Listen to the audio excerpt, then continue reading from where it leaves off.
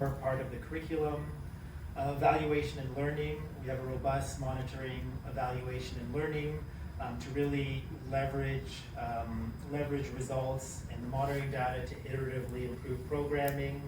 And then integration, we have a lot of collaboratively now for over a year throughout the inception phase to leverage our respective systems.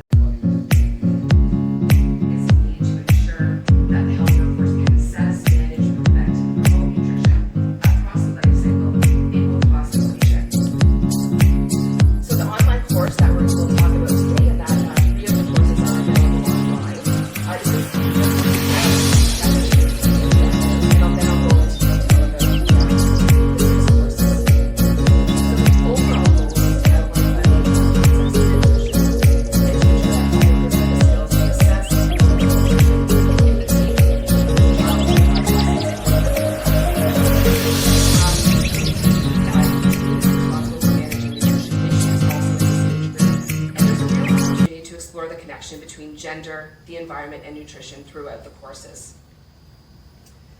Many of you represent the target audience for this course. Doctors, including those who work in all specialty areas, but particularly OB/GYN, family medicine, and pediatricians. Nurses and midwives, and I think there are a few in the room, and the colleagues from dietetics and nutrition. And the goal is that health professionals can apply the principles of nutrition assessment and counseling to every patient encounter. So it's something that's integrated in the care, and it's really for everyone to do. These courses are accredited by the health professional councils and eligible for credit points. We have ambitious targets. 20,000 courses to be completed by health professionals in Pakistan. And one of the other output targets is to look at the percentage of the professionals who take the course that get 70% on a post-test. So there is an assessment component to the courses. 3 courses are available now. The courses range in duration from 1.5 hours to 2 hours. And you'll hear more about the formative research that helped inform this decision. But the goal is that really these are courses, independent courses that health workers can take and get a lot of knowledge in a short, concise period of time. I'll now go through these 6 courses. So the first one focuses on assessment and intervention. And this is looking at the nutritional needs of infants, children, adolescents, and women of reproductive age, and that assessment piece. So looking at clinical examination and anthropometrics, and then taking action on that. And we've heard as well about the direct or indirect or sensitive and specific causes of undernutrition, and this course focuses on that and what health professionals can do to address this. Reproductive age. And really these are looking primarily at the 2 critical times, so nutrition behaviors and the things that can prevent obesity that we've just heard about. You know, that's where this is addressed in this course. And really I think adolescence is so important, and this course also focuses on communication skills. So that really, tailored nutrition interventions and plans can be produced by the health professionals, along with the adolescents. Throughout the course, wash and hygiene behaviors are discussed across the life stages. This course as part of the first series of courses. This is gender and nutrition in Pakistan, and you'll hear more about the gender approach later on in the session. The goal of this course is to look at key gender terms, building a foundation for understanding gender and gender equality, but also understanding how that influences nutrition, thinking about cultural roles and norms, and looking at the ability of the health professional to use gender responsive and inclusive strategies when working with patients and families.